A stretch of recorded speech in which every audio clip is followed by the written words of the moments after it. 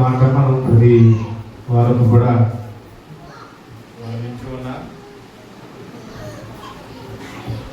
పేతురును ప్రభు పిలిచాడు, నా వెంబడాలని నేను మనసును కొంచెం జాగ్రత్తగా చేస్తాను. పేతురు, అంద్రేయ, అలాగే తర్వాత యోహాను, యాకోబు మీరు ప్రభువుని వెంబడించారు. ప్రభు పిలుపులో ఉన్నారు, వారు ప్రభువుని వారు వెంబడించారు. సేవా పిలుపులో ఉన్నవారు, సేవకి ఉన్నవారు ప్రభువుని వెంబడించారు. సిలువెత్తుకుని, ఉపేక్షించుకుని, తగ్గించుకుని విధేయత కలిగి వారు వెంబడించారండి.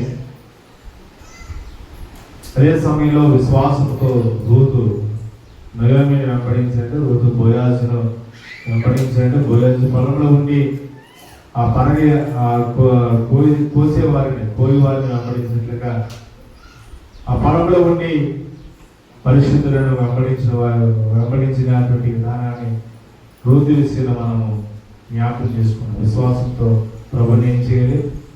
వెంబడించాలి. ఇబ్రానీయులకు పత్రిక 11వ అధ్యాయంలో విశ్వాసాన్ని బట్టి విశ్వాస వీరులు ప్రభుని వెంబడించారు, వారు దీవించబడ్డారు. మన విశ్వాసానికి అర్థం దాన్ని కొనసాగించి చేసి ఏం చేయాలి? వెంబడించాలనే మాటలు మనం విన్నా. పోయిన వారం ఆదివారం సమయం లేదు వస్త్రాలు చూపించడానికి. వెలుగు అనే మాట మనం విన్నాం. మనం దేన్ని వెంబడించాలి? వెలుగును వెంబడించాలి. ఎవరా వెలుగు? ఆ వెలుగు ప్రభు అయిన యేసుక్రీస్తు. ప్రభు అయిన యేసుక్రీస్తు వెలుగు కదా. నేను లోకంలోకి వెలుగే విన్నాను. వెలుగైన ప్రభువుని ఏం చేయాలి? వెంబడించాలి. వెలుగైన ప్రభువుని వెంబడించాలి.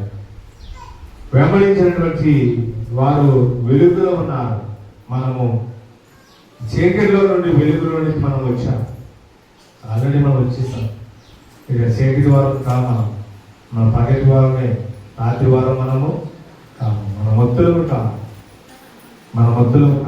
వారమైనా మన రాత్రి వారం కాము, మన పగటి వారమే. పగటిలో కదా వెలుగు సంబంధం మనం. కాబట్టి వెలుగు వారం, వెలుగులోనికి మనం వచ్చాము. ఆ వెలుగు ప్రభు అయిన యేసుక్రీస్తు. నేను ఒక క్వశ్చన్ చూపించాను. పేతురు రాసిన మొదటి పత్రిక 2:9 అన్నాడు, ఆశ్చర్యకరమైన తన వెలుగులోనికి మనల్ని ఏం చేశాడైనా? పిలిచాడు. చీకటిలో ఉన్నవాళ్ళము, ఒకప్పుడు అన్యజనాంగంగా ఉన్న వాళ్ళము, కానీ ఆయన మనలను తన వెలుగులోనికి పిలిచాడు. యోహాను రాసిన మొదటి పత్రికలో మనం ధ్యానం చేసినంత ముందు వెలుగులు నడిచిన ఎడలా మనం ఏ సహవాసం కలిగి ఉన్నాం చెప్పండి? అన్యోన్య సహవాసము కలిగి ఉన్నాం. కాబట్టి మనం వెలుగు సంబంధమే. మనం వెలుగును వెంబడించాలి అని చెప్పేసి ఆ మాటలు మనం ఎంచుకున్నాం. ఒక మాట చూడండి, 27వ కీర్తన. ఆ వెలుగు గురించి కీర్తనకారుడు దావీదు గారు మాకు జ్ఞాపకం చేస్తున్నారు. 27వ కీర్తన మొదటి చరణం చూడండి, 27:1. యెహోవా నాకు వెలుగు అన్నాడు. ఎవరన్నారు ఈ మాట? ఏమ్మా ఎవరన్నారు? దావీదు అంటున్నాడు, యెహోవా నాకు వెలుగు. యెహోవా అంటే క్రీస్తు కదా. ప్రభువే నాకు వెలుగు అన్నాడు. ఇందువల్ల ఆయన నన్ను వెలిగించాడు. ఇప్పుడు నేను చాలా జ్ఞాపకం చేస్తాను. మనకి బల్బులు ఉన్నాయి కదా, బల్బులు వెలుగుతున్నాయి. ఆ బల్బులు కనిపెట్టింది ఎవరు? థామస్ అల్వా ఎడిసన్ కదా. అతను ఒకప్పుడు అన్యోన్యంగా ఉన్నప్పుడు వాక్యాన్ని విన్నాడు. వాక్యాన్ని విని ప్రభువు నా జీవితాన్ని వెలిగించాడు. ఈ వెలుగు ప్రపంచానికి కావాలి, ప్రపంచానికి అవసరం, అందరూ వెలుగులో ఉండాలి. అంతవరకు దీపాలను పెట్టుకొని చెట్ల కింద, వీధి దీపాల కింద చదువుకునేవారు అని తెలిసిన ఆలోచన చేసి ప్రభువు నాకు ఇచ్చిన ఈ వెలుగులో ప్రపంచానికి చూపించాలని బలుగును కనిపించాడు. అంత మాత్రం కాకుండా ఆ వెలుగులో సువార్త చెప్పి అనేక మందిని రక్షించాడంట. ఈ యంత్రాలు కనిపెట్టే వారందరూ క్రిస్టియన్సే. ప్రభువు వారికి ఇచ్చిన జ్ఞానం. నేను మాట్లాడుతున్న మైక్ కనిపెట్టింది, మన వాడుతున్న మొబైల్ కనిపెట్టింది, రైలు కనిపెట్టింది కదా, ఆ సౌండ్ సిస్టమ్ కనిపెట్టింది. ఇదంతా కూడా క్రిస్టియన్సే. వీరందరికీ ప్రభు ఇచ్చిన వెలుగు. ప్రభు వెలుగునిచ్చాడు. ఆ వెలుగులో వారు వెళుతూ ఉన్నారు. ఆ వెలుగులో వారు వెంబడిస్తూ ఉన్నారు. దావీదు అన్నాడు, యెహోవా నాకు వెలుగు అన్నాడు. యెషయా 40 చూడండి. యెషయా 40 మొదలు వస్తుంది. ఏమన్నాడు? నీకు వెలుగు వచ్చినది, లెమ్మో తేజరిల్లం అన్నాడు. ఏమన్నాడు చెప్పండి? నీకు వెలుగు వచ్చి ఉన్నది. ఏమొచ్చింది? చీకటి రాలేదు, వెలుగు వచ్చింది. ఆ వెలుగు వచ్చినప్పుడు లెమ్మో తేజరిల్లు ప్రకాశించొద్దు అన్నాడు. నువ్వు తేజరిల్లాలి, లేవాలి, నీ ముఖం వెలిగించబడాలి, నీ ముఖం వెలిగించబడాలి, లేవాలి. ఈరోజు చాలా మంది పాపంలో, చాలా మంది చీకట్లో, చాలా మంది వెలుగు లేకుండా చీకటిలో పడిపోతూ ఉన్నారు. వారు లేవాలి, ప్రభు వెలుగులోకి రావాలి. మనమైతే చీకట్లో నుండి ప్రభు యొక్క వెలుగులో నుండి మనము వచ్చేసామన్నాడు. అంటే మనం చీకటి వారము. పాపం ఎక్కడ చేస్తాం? పాపం ఎక్కడ ఉంటుంది చెప్పండి? చీకట్లో ఉంటుంది. పాపము చీకట్లో ఉంటుంది. మన పాపం వారము కాము, మన చీకటి వారము కాము, మన రాత్రి వారము కాము, మన మత్తులము కాము. మత్తులలో ఉంటే 5 అయిపోతుంది. మనలో ఏమైపోతుంది చెప్పండి? 5 తెలుసా మీకు? ఎవరు 5? మత్తులో ఉన్నాడు, ఏమైపోయాడు? కిటికీలో నుంచి పడి అంతే. మత్తులుగా ఉంటే పడిపోతారు, మత్తులుగా ఉంటే తప్పిల్లిపోతారు, మత్తులుగా విశ్వాసంలో పడిపోతారు. విశ్వాసం సన్నగిలుతుంది, విశ్వాసంలో తప్పిల్లుతారు, విశ్వాసంలో కృంగిపోతారు. మత్తులుగా ఉండద్దు. ప్రభు మనల్ని వెలిగించాడు, మన వెలుగులోకి వచ్చాము. మన ముఖాలు ఎలా ఉండాలంట? సూర్యకాంతి వలె మన ముఖాలు వెలిగించబడాలి. సూర్యుని వలె మన ముఖాలు వెలిగించబడాలి. ఏడుస్తూ దుఃఖంతో ఎందుకు వచ్చిన బాధతో ఇంకా సమయం పొడుగు చేస్తున్నారు. ఏంటో అవి ఇది, ఏంటి ఈ బాధలు, ఎందుకు ఈ బాధలు అనే దుఃఖం ఉండకూడదంట. అందుకే దుఃఖాన్ని ప్రభు ఏం చేశాడు? ఉల్లాస వస్త్రములుగా మార్చేశాడు. దుఃఖాన్ని సంతోషంగా మార్చాడు దేవుడు. మన ముఖాలు వాడిపోయి, మన ముఖాలు నిరసించిపోయి, మన ముఖాలు బలహీనంగా అయిపోయి ఎందుకు వచ్చి బాధలు మనం మందిరానికి వస్తే అది ప్రభు అంగీకరించదు. మన ముఖాలు ఏం చేయాలంట? వెలిగించబడాలి, తేజరించబడాలి. వెలిగించబడిన ముఖాలుగా ఉన్నాయి మన ముఖాలు. ఇలాగే మన అబ్రహాము ఇసాకు పుట్టగానే అబ్రహాము దేవుడి శారాకి ఏం కలుగజేశాడంట? అంతవరకు శారా దుఃఖంతో ఉంది, దుఃఖ నివారణ పొందుతుంది, దుఃఖంతో ఉంది శారా. పిల్లలు లేక అబ్రహాము శారా పిల్లలు లేక దుఃఖంతో ఉన్న శారాకు ఏమొచ్చింది? ఇసాకు రాగానే నవ్వు వచ్చింది. మన గృహాల్లో ఇసాకులు వచ్చారా? ఐజేకులు? ఈ ఐజేక్ కాదు. మన గృహాల్లో ఇసాకు వచ్చారు, ఇసాకు ప్రవేశించారు. ఇసాకు రాగానే మన హృదయాలు, మన నోటికి నవ్వు వచ్చిందంతే. మనం నవ్వుతూ ఉండాలి, సంతోషంతో ఉండాలి, మన మొక్కలు తేజరిల్లాలి, మన ముఖాలు వెలిగించబడాలి. తేజరిల్లే ముఖాలుగా మన ముఖాలు ఉండాలి, ఎల్లప్పుడూ నవ్వుతూ ఉండాలి. ఫిలిప్పీ రాసిన 4:4 ఎల్లప్పుడూ ప్రభువును ఏం చేయాలి? ఆనందించాలి. ప్రభువులో ఏముంటుందంట? ఆనందం. ప్రభువులో సంతోషం. ఎల్లప్పుడూ అన్నాడు, అప్పుడప్పుడు జరగాలి. సంతోషం వచ్చినా పట్టుకోలేము, దుఃఖం వచ్చినా మమ్మల్ని సంతోషంగా ఎదిరేస్తారు. దుఃఖం వచ్చిందనుకోండి, ఇండియా కూర్చుని ఇంటికి వచ్చిన బాధలో ఎడుతుంటారు. నాకే రావాలి బాధ, నాకే రావాలి సార్. ఎందుకు వస్తుంది దుఃఖాలు? కీడు వెనకలు ఏముంటుందంట? లేదు. దుఃఖం వచ్చిందే దానితో డబ్బు ఉంటుంది, సంతోషం ఉంటుంది. దానికోసం వెయిట్ చేయాలి, ఎదురు చూడాలంతే. ఎవరేదో అన్నారని, ఎవరేదో యానం చేశారని మనం ఏడుస్తూ కూర్చుంది ఇలా, దాని వెనకాలే మేలు ఉంటుంది, దాని వెనకాలే సంతోషం ఇస్తాడు. అప్పుడు వెలుగు ఇచ్చే దేవుడు, ఆయన వెలుగైన దేవుడు మనకు వెలుగు ఇచ్చాడు. ఆ వెలుగును మనం ఏం చేయాలి? దినధర్మ వెలుగును మనం వెంపడించాలి. ఒక మాట నేను జ్ఞాపకం చేస్తాను. యేసు ప్రభువుని చూద్దామని వచ్చాను. కొందరు జ్ఞానులు కదా, యేసు ప్రభువుని చూస్తారంటే కొందరు జ్ఞానులు వచ్చారు. కానీ వారు వేరే దారిని వెళ్తున్న వారికి ముందుగా దారి చూపించింది ప్రభు ఎక్కడ ఉన్నాడు, ప్రభు ఏ స్థలంలో ఉన్నాడు, దారి చూపించింది చెప్పండి, ఒక నక్షత్రం. ఆ నక్షత్రాన్ని చూస్తూ నక్షత్రం వెనకాలే వారు వెళ్ళిపోతూ ఉన్నారు. అంటే నక్షత్రం వారు దారి చూపిస్తూ ఉంది, ఒక వెలుగు దారి చూపిస్తుంది. ఆ వెలుగున ముద్దురుగా వెంబడించారు. యేసు ప్రభువున్న స్థలానికి వారు చేరారు. ఇశ్రాయేలీయులు ఎర్ర సముద్రంలో నడిచిపోతూ ఉంటుంటే పగలంతా కూడా మేఘస్తంభం నడిపించింది. వారు మేఘస్తంభము వారు నడిపిస్తూ పగలంతా మేఘస్తంభం, ఆ మేఘస్తంభం నీడలో వారు వెళ్ళిపోతూ ఉన్నారు. వారు వెలుగును చూపిస్తుంది. ఆ వెలుగును వెంబడించారు. ఆ వెలుగు ఇశ్రాయేలు వెళ్ళిపోయారు.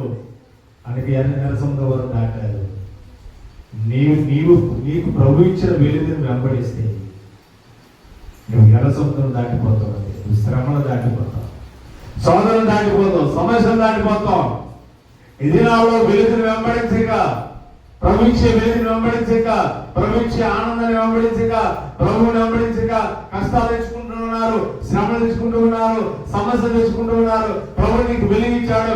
ఎప్పుడైతే నమ్మావో, ఎప్పుడైతే బాప్తిస్మం పొందావో, ఎప్పుడైతే ఆరాధన చేస్తున్నావో అప్పుడే ప్రభు నీ గృహంలో, నీ హృదయంలో, నీ ఇంటిలో వెలిగించాడు.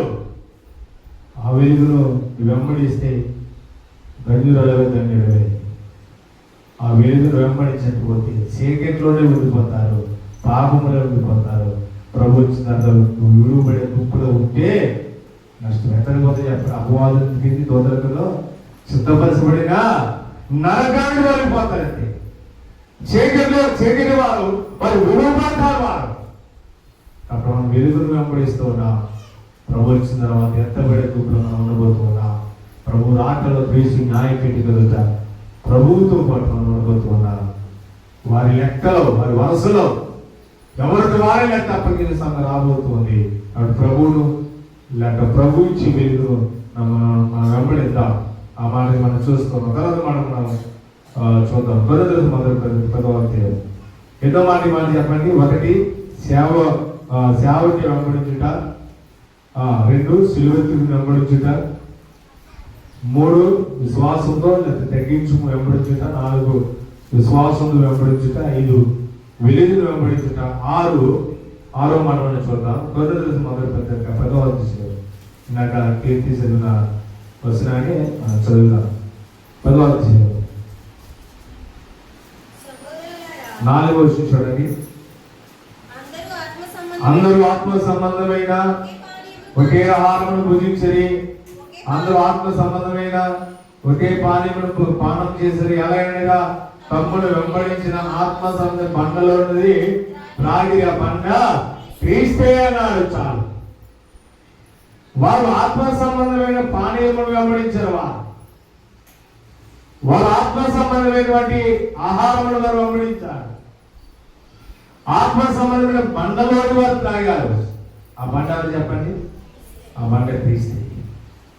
ఆత్మ సంబంధమైన బండ, ఆత్మ సంబంధమైన ఆహారము, ఆత్మమైన పానీయము, ఆ ఆహారము, ఆ పానీయము క్రీస్తే. ఆత్మ సంబంధమైన దానిని వారు వెంబడించారు. అది జీవజలము. ఏంటి చెప్పండి? జీవజలము. వారు ఏం చేశారు? వారు వెంబడించారు. ఆత్మ సంబంధమైన ఆహారము, ఆత్మ సంబంధమైన పానీయము. ఏమిటి ఆత్మ సంబంధమైన ఆహారం అంటే ఇశ్రాయేలీయులు కోరగా, లేకపోతే మోషే ప్రార్థన చేయగా ఐగుప్తు దేశం నుండి దేవుడు విడిపించారు. అరణ్యంలో వారు ఉన్నారు. అరణ్యంలో ఉంటున్నారు. వారికి ఆకలేసింది. వారికి ఆకలేసినట్టు కూడా వారు చదువుతూ ఉన్నారు. ఏంటంటే, మోసే ఐగుప్తులో మేము మాంసాలు తినేవాళ్ళం, ఐగుప్తులో మంచి భోగం వచ్చేవి, మంచి ఆహారం వచ్చేది, మాకు చక్కగా వండి పెట్టేవాళ్ళం, సరే తినేవాళ్ళం. ఇందుకే మమ్మల్ని సంపదం జరిగినప్పుడు మోసే ఎవరి వైపు చూసి చెప్పండి?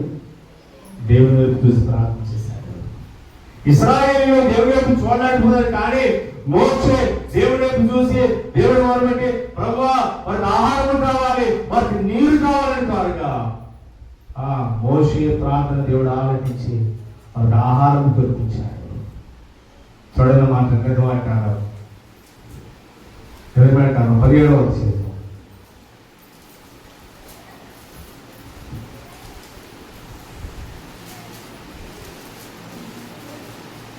నిర్గమాకాండ 17వ అధ్యాయము వచనం చెప్తాను.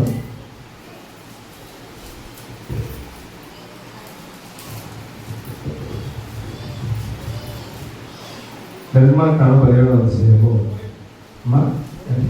3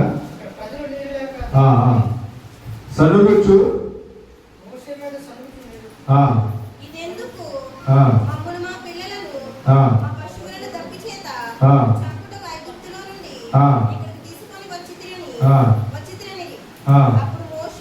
మోషే యెహోవాకు మొరపెట్టుచు నీ ప్రజలు నేనేమి చేయుదును,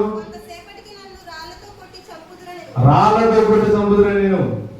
6వ చదువు. ఇదిగో అక్కడ ఓరేపులోని బండ మీద నీకు ఎదురుగా వచ్చిందో నీవు ఆ బండను కొట్టగా ప్రజలు దాని నీలో బయలుదేరిన మోసేతో సెలవుగా ఆ బండను కొట్టమని అనగా బండలో నీళ్ళు వచ్చినాయి అంట. దేవుడు చేసిన అద్భుతం. బండలో జలం వచ్చింది. అందులో వారు త్రాగే నీళ్లు, అందులో వారు త్రాగిన దాహం చనిపోయినాయి. కానీ బండలు కొట్టిన బండలో నీళ్ళు వచ్చినాయి అంట, నీళ్ళు వచ్చినాయి. 16వ అధ్యాయం చూడండి. 16వ అధ్యాయం.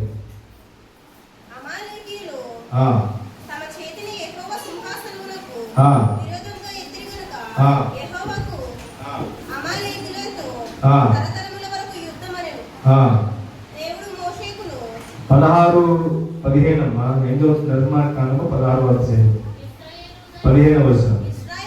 ఇశ్రాయేలును చూసినప్పుడు అది ఏమైనది తెలియటే ఇదేమైనా వందరు చెప్పుకున్నది. ఇదేమి అని అంటూ ఉందాడా? ఇదేమి అని అంటూ ఉంది. ఎబ్రి భాష ఏంటి?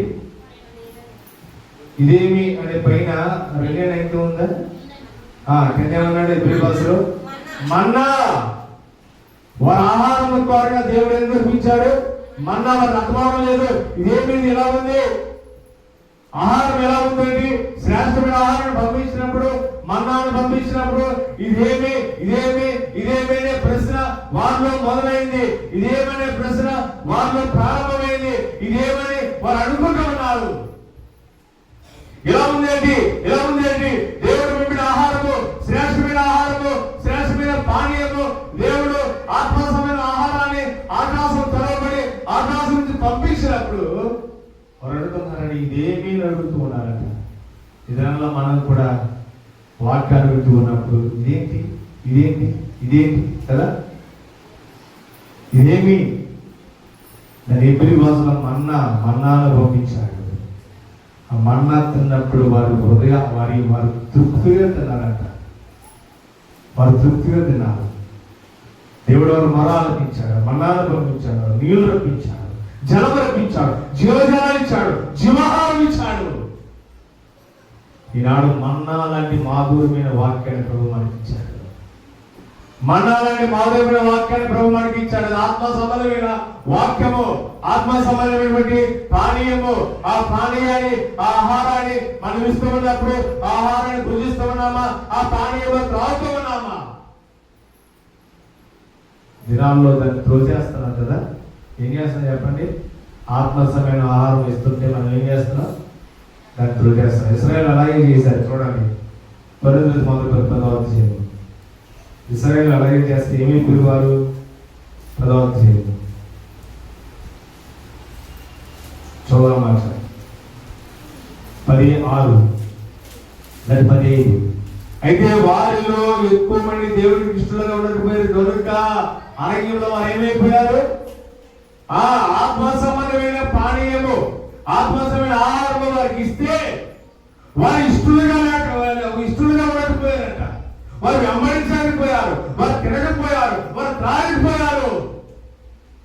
ఇదేమీ ప్రశ్న వారు మొదలైపోయి ఆ వాక్యాన్ని, ఆహారాన్ని పక్కన పెట్టారు, ఆ పానీయాన్ని పక్కన పెట్టారు, ఇష్టంలోకి పోయారు. అరణ్యంలో వారు ఏమైపోయారు? చచ్చిపోయారు. అరణ్యంలో చచ్చిపోయారు. అరణ్యంలో వారు సహారపడిపోయారు. అరణ్యంలో రాలిపోయారు. ఆలోచన చేయండి. వారు ఆశించిన ప్రకారం వారు ఆశించలేదు.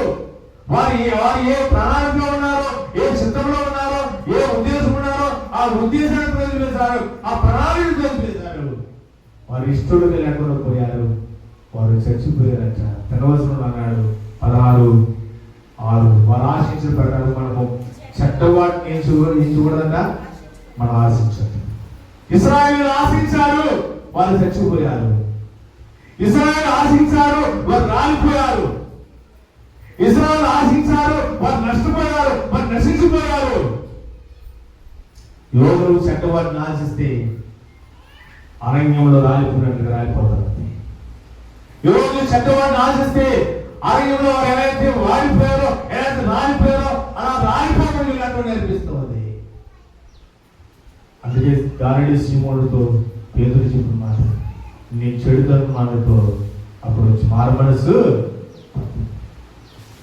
గారడీ సీమోను అంటే ఎవరు చెప్పండి? మనం అన్నాం అమ్మా, గారడీ సీమోను అంటే ఎవరు? గారడీ అంటే ఏంటి? డబ్బులు వాయించేది గారడిగా కాదు. గారడిగా మాయ చేయడం గారడి అంటే శుక్రవారం రాత్రి చెప్పాను కూడా చెప్పండి. గారడి అంటే మోసం, మాయ చేయడం. ఈ గారడి సీమోనుకు అలా ఇంటి పేరు ఏంటో మనకు తెలియదు, కానీ అతనికి పెట్టిన పేరంటే గారడి సీమోను. ఇందులో మాయ చేసి మోసాలు చేసి సీమోను అంటే. అందరికన్నా ముందు వచ్చి పాటలు పాడేవాడు, ముందు వరుసలో కూర్చునేవాడు, ఆరాధన చేసేవాడు, ఆరాధన నడిపించేవాడు, ఆరాధన చేసేవాడు, అన్ని కార్యక్రమాలు బాగానే చేసేవాడు. కానీ ఎదురించాడు. నీ చెడుతనం మానప్పుడు నీలో చెడుతనం ఉంది, నువ్వు చెడ్డదాన్ని ఆశిస్తున్నా, నువ్వు మోసంలో ఉన్నావు, నువ్వు మాయలో ఉన్నావు, నువ్వు మాయ చేస్తూ ఉన్నావు, నువ్వు మోసం చేస్తూ ఉన్నావు. ముందు నువ్వు చెడుతనం మానప్పుడు మారవలసిపోతుంది. అప్పుడు వచ్చి ఈ కార్యాలు నువ్వు నీలో చెడుతనం ఉంటే ఈ కార్యంలో ఇది పాలు పంపులు పేతురు అర్థిస్తూ ఉన్నప్పుడు సీమోను పాపం వచ్చింది. గతిస్తే పాపమే కదా, ఖండించిన పాపమే కదా. తిమోతికి పోలే ఉన్నాడు, గతించు, ఖండించు, ఏం చేయాలి? బుద్ధి చేయాలి. గతించు, ఖండించు, బుద్ధి చేయాలి. ఖండించాడు, గతించాడు పేతురు. సీమోను సరి చేసుకో, చెడ్డదాన్ని ఆశిస్తూ ఉన్నావు. నీకు ఇవ్వబడిన ఆత్మ సంబంధించిన ఆహారమును వెంబడిస్తున్నావా?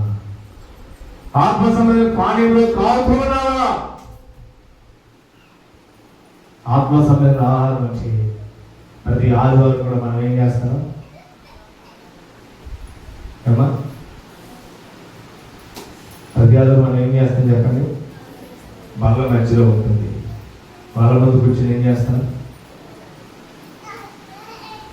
రొట్టె పాత్ర అంతేనా అమ్మా? రొట్టెల పాత్రలో పాల్పడుతున్నాం. రొట్టెల పాత్రలో పాల్పడుతున్న మనము ఆ రొట్టె ఏమిటో పాత్ర ఏమిటో కొంతైనా కొన్న జ్ఞానం ఎదిగితే, ఆ యోగ్యత ఏంటో మనకు తెలిస్తే, మన యోగ్యత మనం ఏం చేస్తాం?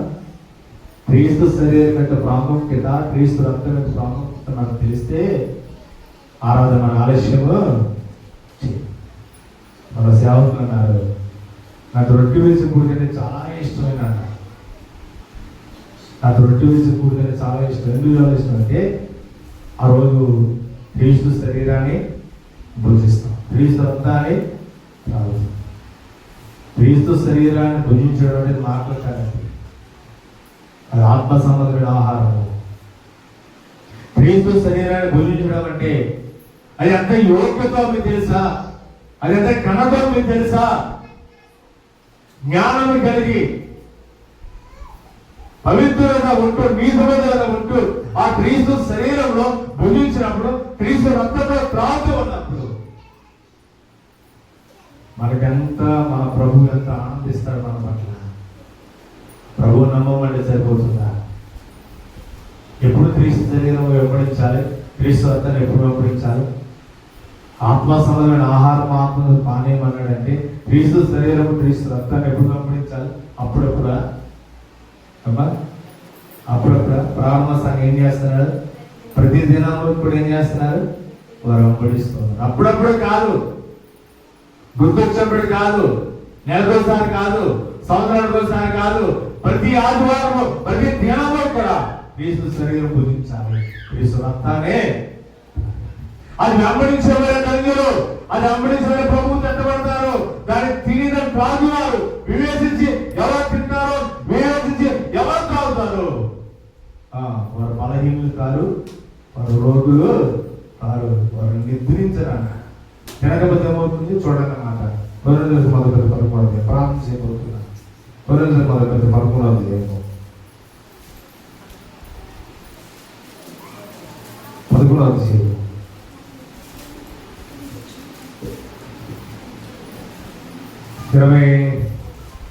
చదువు.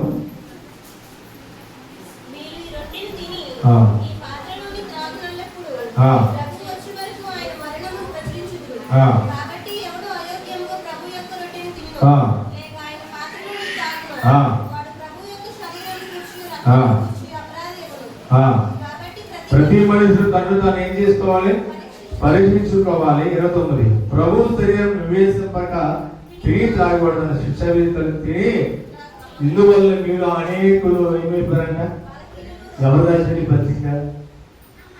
కొరింథీ సంఘానికి అపోస్తలుడైన పౌలు కొరింథీ సంఘానికి ఈ పత్రిక రాశారు. కొరింథీ సంఘంలో అందరూ ఎలా ఉన్నారంట? ఎందుకు మీరు బలహీనలు అయిపోయారు? ఎందుకు రోగులు అయిపోయారు? ఎందుకు నిద్రించుకున్నారంటే మీరు క్రీస్తు శరీరం ఎలా తింటున్నారు? అపరాధం చేస్తుంది అన్నారు. వివేచించి తీసుకోవడం లేదు. ప్రభు బాణం వివేచించి తీసుకోవడం లేదు. కాబట్టి మీలో చాలా మంది ఏమైపోయారు? అనేకులు బలహీనలు అయిపోయారు, అనేకులు రోగులు అయిపోయారు, అనేకులు నిద్రిస్తూ ఉన్నారు. నిద్రిస్తున్నారు అర్థం ఏంటి? అది అంటే బాగుంటుంది. చాలా మంది నిద్రించున్నారనే మాట పౌరులు కూడా భయమేసే ఆ మాట ఏమని జ్ఞాపకం చేస్తున్నాడా? చచ్చిపోతారని బాగోదని చెప్పేసి చాలా మంది నిద్రించుతున్నారు. చాలా మంది బలహీనైపోయారు.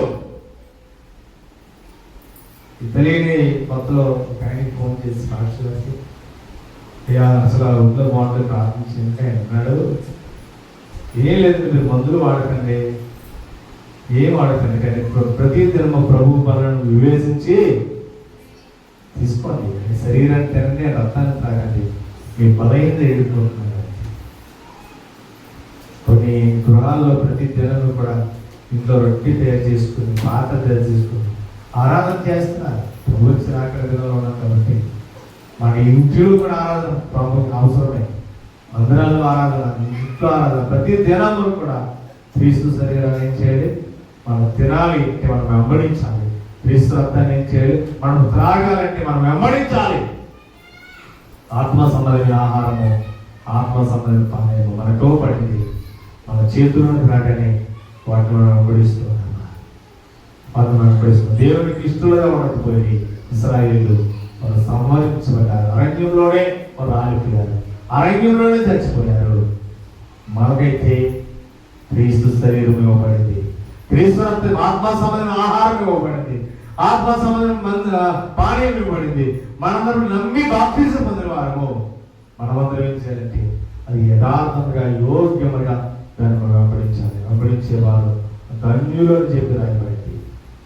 ఇప్పటివరకు మనం వెంబడించలేదేమో, ప్రభువుని నమ్మమని మనం చెప్పుకుంటున్నాం, కానీ వాళ్ళు వెంబడించలేదు. ఎదురు చేయనా మనం వెంబడిందాం, ప్రభుత్వం జీవిద్దాం, ప్రభుత్వ నమ్మకం మీద జీవిద్దాం. అత్యుత్తమ పరిశుద్ధాత్మ దేవుడు మనందరూ సౌకర్యంగా దయచేయగలరు.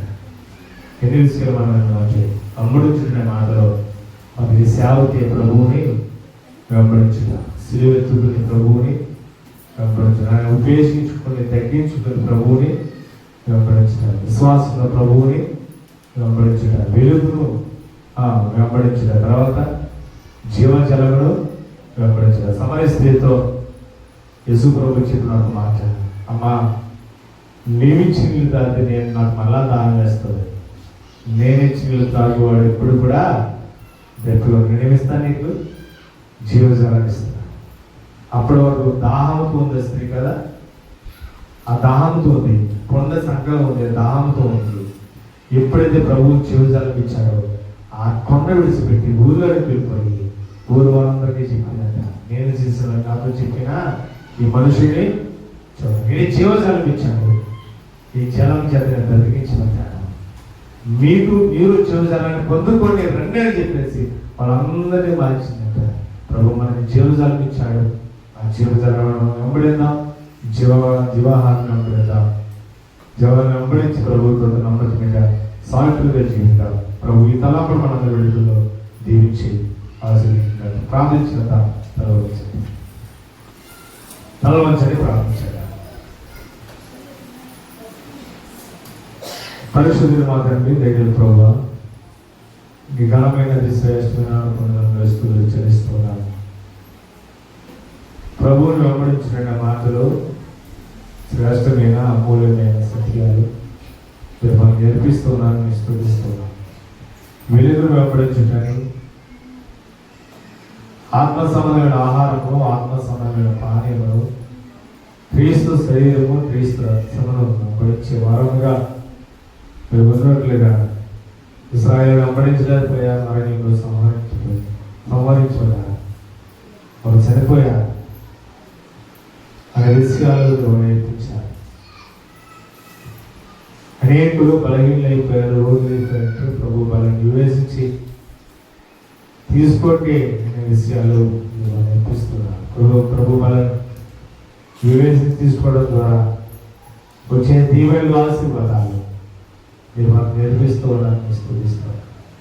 మరి ముందు కాలంలో రూతు ఇలా నయోమిని బోయాజును వెంబడించిందో అట్లా మేము వాక్యాన్ని, ఆరాధనను, సన్నిధిని, క్రీస్తుని వెంబడించే వారుగా ప్రభుత్వాన్ని వచ్చిన ప్రతి కుటుంబాన్ని బట్టి ప్రార్థన చేస్తూ బలహీనులను, గర్భిణీ స్త్రీలు, సంఖ్య పెడతారు, లేవలేని వారు, నడవలేని వారు, మంచల మీద ఉన్నవారు, అలాగే మా కొరకు ప్రార్థించబడి కోరిన ప్రతి ఒక్కరిని జ్ఞాపకం చేస్తుంది. గృహగుడులు జరుగుతూనే ప్రార్థన చేస్తున్నా, అది కూడా ఘనంగా జరిగించండి. ఈ మధ్యాహ్న కాల సమయంలో మమ్మల్ని దీవించి పంపించండి. క్రీస్తు ప్రణామంలో స్తుతించి ప్రార్థించి వేడుకుంటున్న పరమ తండ్రి. ఆమేన్.